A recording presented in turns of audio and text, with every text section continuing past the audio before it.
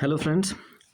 तो ये जो अभी एसएससी सीपीओ का रिज़ल्ट आया उसके बाद जो ये जो जॉइनिंग लेटर्स जारी हुए हैं इसके बाद कैंडिडेट्स में बहुत ज़्यादा कन्फ्यूज़न था और कन्फ्यूज़न होना भी चाहिए क्योंकि ये इनकी ओर से कुछ चीज़ों में क्लियर इंस्ट्रक्शंस नहीं थे कैसे करना है और जो प्रीवियसली जो लोग वहाँ पे वर्क कर रहे हैं उनके द्वारा भी कई चीज़ें जो हैं मिक्स्ड रिव्यूज़ हैं हर चीज़ के लिए कि अटेस्टेशन फॉर्म कैसे भरना है, सिग्नेचर कैसे कराने हैं और ये जो फॉर्म्स लास्ट में दिए हुए हैं इनका क्या करना है, इनका रीज़न क्या है just for showing the you know the type of format और we have to do anything else. तो बहुत सारी चीज़ें हैं जिसके बारे में डिस्कस करेंगे और हाँ, ईमेल के थ्रू जो चीज़ें भेजी गई थी और जो बाय पोस्ट चीज़ें भेजी गई हैं जो ये लेटर है उसमें भी 1-2 पेजेस का डिफरेंस है उसके बारे में भी बात कर लेते हैं। तो ये जितनी भी प्रॉब्लम्स हैं जो मैंने अभी तक लोगों से सुन पाई हैं और जो देखा है उसके बेसिस पे जो भी रिजल्ट निकालते हैं तो फाइनली इसको कंक्लूड करते हैं क्योंकि बहुत चीज़ें हैं टू द पॉइंट कोई भी हमको बताने वाला वहाँ पे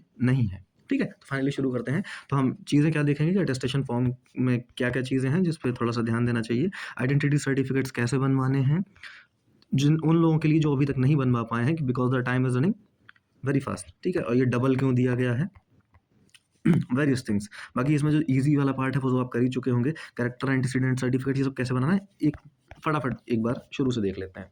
ठीक है, तो बात ये मेरे पास ये जो फॉर्म है ये सीआईएसएफ का अटेस्टेशन फॉर्म है। इसके ऊपर लिखा है कि आपको सारी जानकारी जो है सही से देनी है, कुछ भी छिपाना नहीं है। यहाँ पे आपको नाम देना है, this is your surname and name. Basically these are normal things जो भी आपको बताना है यहाँ पे।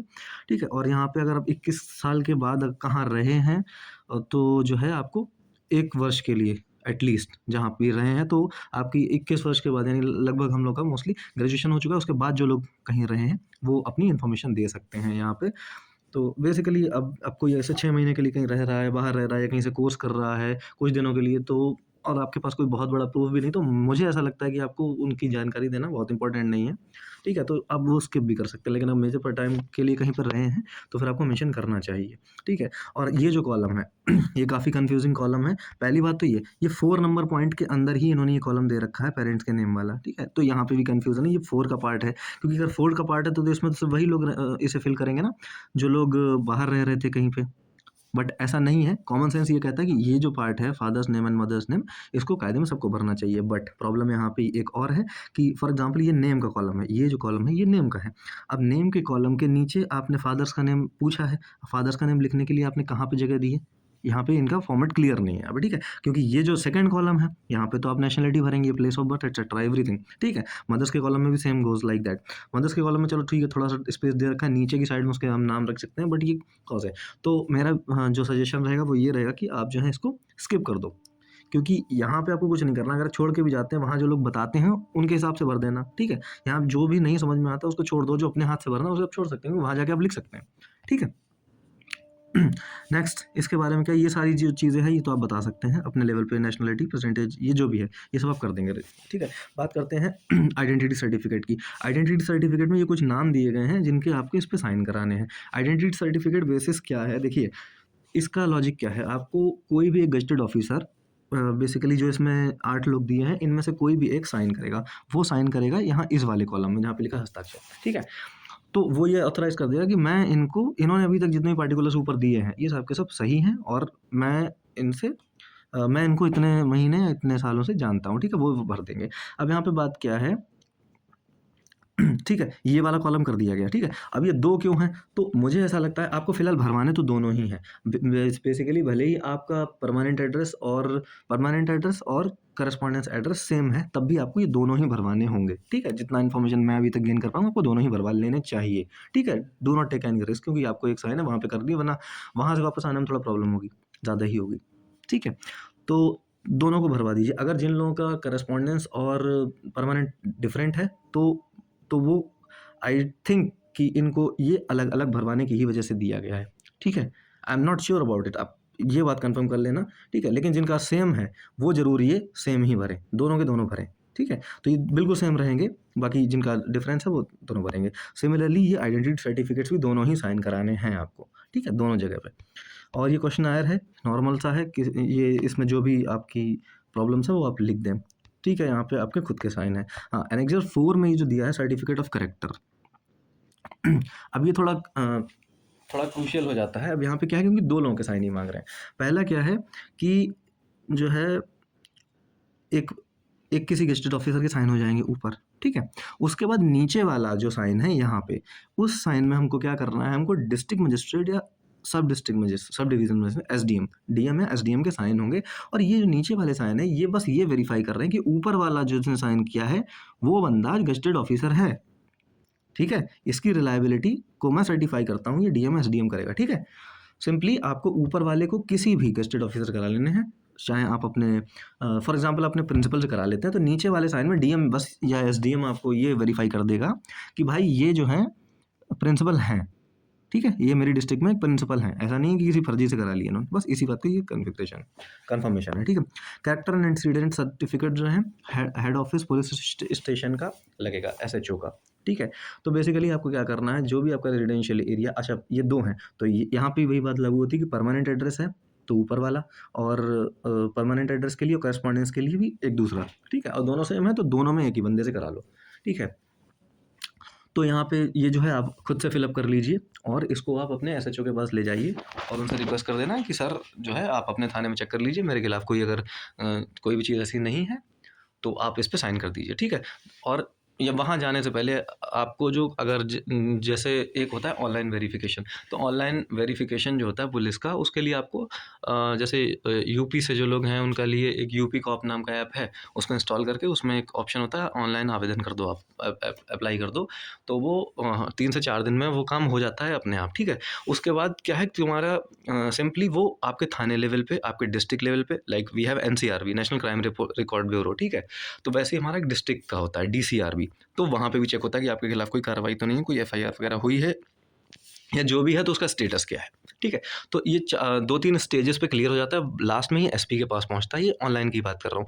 जब वो वहाँ पहुँच जाता है, वहाँ से वो वेरीफाई कर देते हैं। फॉर एग्ज़ाम्पल आपकी कोई प्रॉब्लम नहीं है, तो वो वहाँ से वेरीफाई हो जाएगा आपका और फिर एक डाउनलोड हो जाएगा आपका कैरेक्टर। तो कैरेक्टर सर्टिफिकेट फाइनली आप डाउनलोड करके सीधे फिर आप दोबारा एसएचओ के पास जा सकते हैं। अगर वो पहली चांस में नहीं बना रहा है तो, ठीक है? तो उसके पास जाएँ आप और उनको बताएँ कि हमारी ये प्रॉब्लम है, इस वजह से अ, हमको ये चाहिए, पूरा उन्हें बता सकते हैं आप, ठीक है?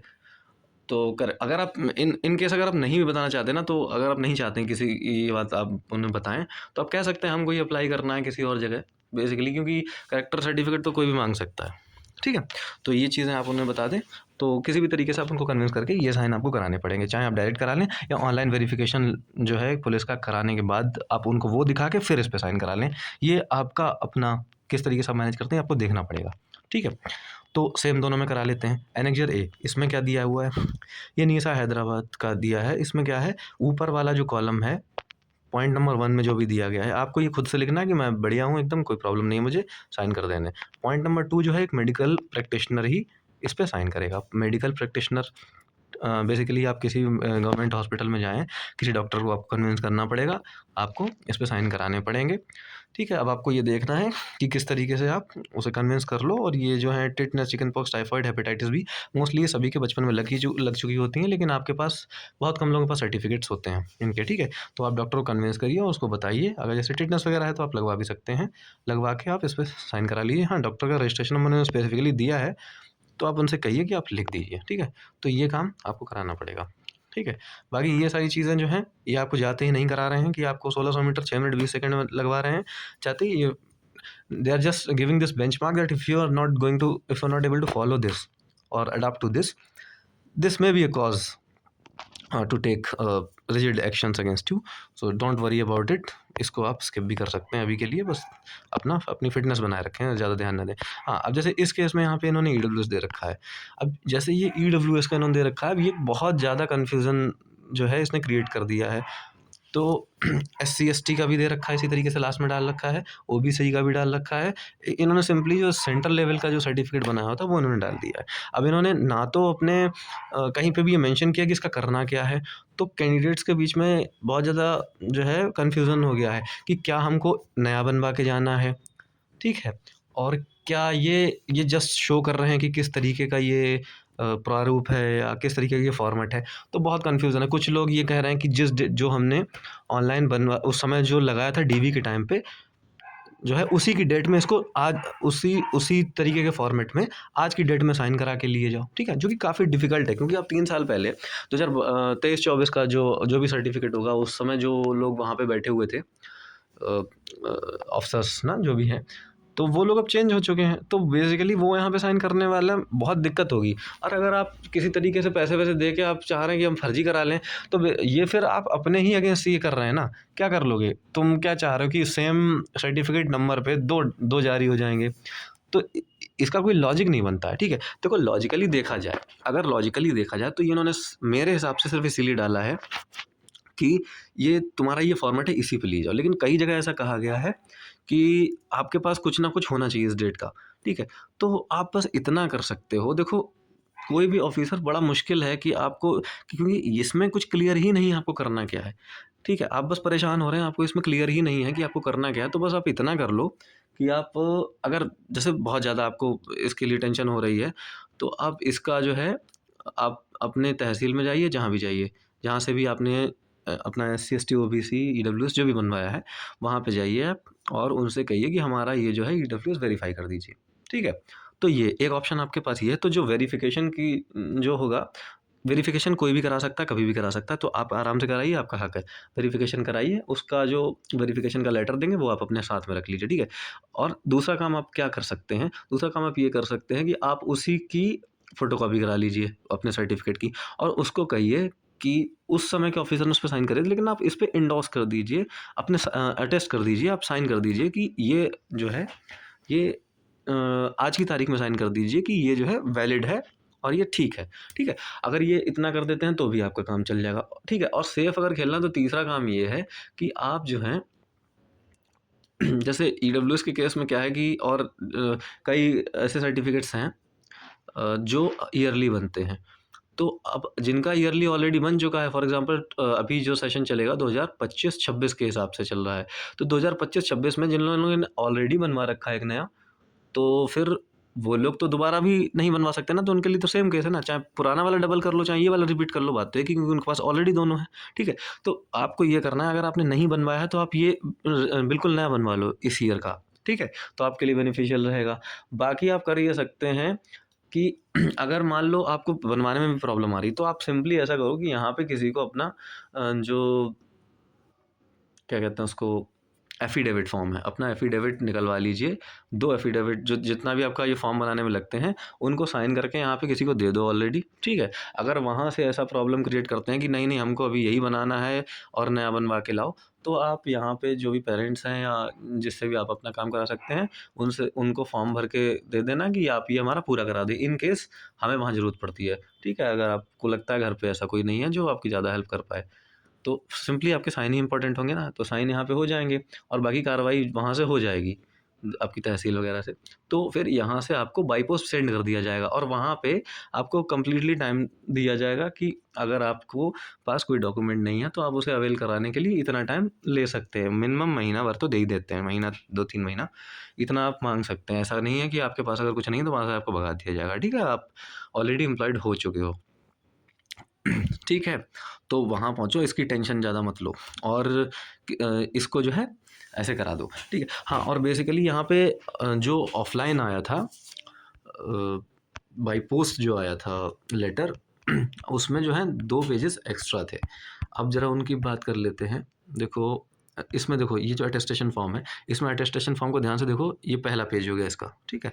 इसका ये दूसरा पेज हो गया, ये रहा इसका तीसरा पेज, ये ऑनलाइन भेजा है, मैं उसकी बात कर रहा हूँ। तीसरे के बाद ये डायरेक्ट 6th पेज आ गया। अब जब तक आया था तब तक लड़कों ने पूरा काम करा दिया था, ठीक है। अच्छा, अब वहाँ पे भी कन्फ्यूज़न था कि जो है इसके जो शुरुआत में जो कॉल लेटर भेजा था, पहले 2 पेजेज़ में ये लिखा था कि इस पे क्या करना है, सब कुछ करवाने के बाद आपको गेज़ेटेड ऑफिसर के साइन कराने थे लास्ट पेज पे। अब वो लास्ट पेज कौन-सा था, उस पे भी बहुत ज़्यादा कन्फ्यूज़न था। क्या वो 3rd पेज का एंड यानी ये वाला बॉटम था? अब यहाँ पे कोई भी अफ़सर साइन नहीं करेगा क्योंकि यहाँ पे लिखा ही नहीं है गेज़ेटेड ऑफिसर साइन करने। अब बेसिकली प्रॉब्लम ये थी कि उन्होंने 3 पेजेज़ दे दिए हैं, उसके बाद के चारों 5 गायब हैं, ठीक है। और 6 पेज उसके बाद है। तो यहाँ पे डिसकंटिन्यू भी हो रहा था और आइडेंटिटी सर्टिफिकेट का कहीं मेंशन भी नहीं था शुरुआत के, जो एक तरीके से प्रीफेस टाइप का इन्होंने दे रखा है उसमें कि क्या कराना है। तो यहाँ पे ये इशू आ रहा था, लेकिन अभी इन्होंने जो ऑफलाइन जो लोग के डिलीवर हुए हैं उनके में आ रहा है पेज नंबर 4 और 5। पेज नंबर 4 जो कि इसके बाद आ रहा है, मैं आपको वर्बली बोल के बताता हूँ। पेज नंबर 4 में आपको दे रखा है कि जो एजुकेशन क्वालिफ़िकेशंस आपने पाई हैं 15 साल की एज के बाद, ठीक है? वो भरनी है। उसमें कॉलेज स्कूल या कॉलेज का क्या नाम था, कब आप एंटर हुए और कब आप पास हुए, ये सारी इन्फॉर्मेशन आपको देनी है, ठीक है? और अगर आपने कोई गवर्नमेंट जॉब की है या छोड़ी है, तो उसका इन्फॉर्मेशन देनी है, ठीक है? पेज नंबर 5 पे जो दिया गया है कि आप कभी अरेस्ट हुए हैं, कभी मुकदमा चला है, कभी आपको कोर्ट ऑफ लॉ का यानी ऑफेंस हुआ है, ठीक है? ये सारी चीज़ें पूरे पेज पे ही दिए हैं। और हाँ, इसमें एक ये है कि नेम और कंप्लीट एड्रेस देना है 2 रिस्पॉन्सिबल पर्सन्स का अपनी लोकेलिटी के, ठीक है? जिनको जो आपको अच्छे से जानते हैं, और लास्ट में आपको साइन कर देने हैं और यहाँ पे आपके ही साइन है। सो बेसिकली मैं ये कह रहा हूँ कि 3 के बाद 4 और 5 में सारी इन्फॉर्मेशन आपको खुद देनी है और उसमें आपके खुद के साइन होने हैं। यानी जो साइन होने हैं गज़ेटेड ऑफिसर के अटेस्टेशन फॉर्म के, वो फाइनली पेज नंबर 6 पे ही होने हैं, तो इसमें कोई कन्फ्यूज़न नहीं होना चाहिए अब, ठीक है? तो यहाँ पे इसके आपको साइन करा लेने हैं, ठीक है? और क्योंकि ये 2 बार होने हैं, 2 कॉपीज़ हैं, तो दोनों जगह करा लीजिएगा, ठीक है? अच्छा, और ये जो बात रही है कि अपने 2 रिस्पॉन्सिबल पर्सन्स के लोकेलिटी के जो आपको जानते हों, अब इसमें कहीं पे भी जो है ऐसा मेंशन नहीं है कि आपके ये रिलेटिव हों या ना हों, ठीक है? तो ये आपका अपना डिस्क्रिशन है, किस हिसाब से आपको देखना चाहते हैं। चाहो तो आप अपने क्लोज़ रिलेटिव्स का भी भर सकते हो या कोई फ्रेंड सर्कल में है, जो लोग ठीक हैं, आपको जानते हैं, आपके बारे में सही इन्फॉर्मेशन दे सकते हैं, तो उनको थोड़ा-सा पहले से अगर इन्फॉर्म करना चाहो तो कर देना, ठीक है? तो यही सब था। तो इसमें बहुत सारा कन्फ्यूज़न था, तो होपफुली ये दूर हुआ है और बाकी सबसे बड़ी बात ये है कि आप वहाँ पहुँचिए, ठीक है? और जो है ज़्यादा टेंशन ना लो, ये सारा सामान जो है, अगर इसमें कुछ रह भी जाता है तो आप बाय पोस्ट जो है किसी तरीके से करवा लेंगे, ठीक है? और इतना सारा बच्चा होगा वहाँ पे, इतनी एक-एक बात पे ऐसे किसी का रिजेक्शन नहीं करने वाले हैं, so don't worry about it. Be in happy mood and best of luck and thank you.